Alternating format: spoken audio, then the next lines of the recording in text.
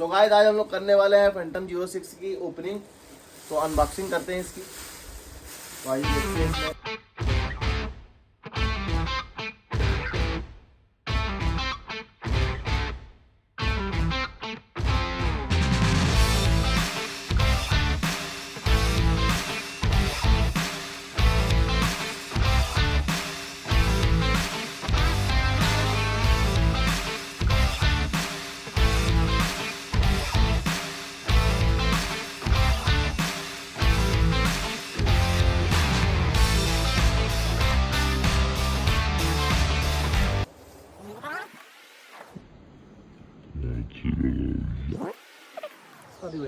Guys हम लोग लगा रहे इसको ओपन करने के लिए।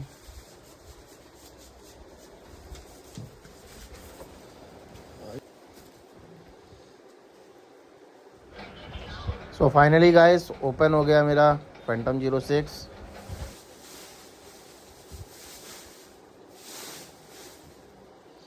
अच्छा इसमें अभी इंक्लूड नहीं होगी टोन, होगी जो इंडियन टोन्स होंगी जो नॉर्मल इसमें पड़ी रहती है टोन्स होगी।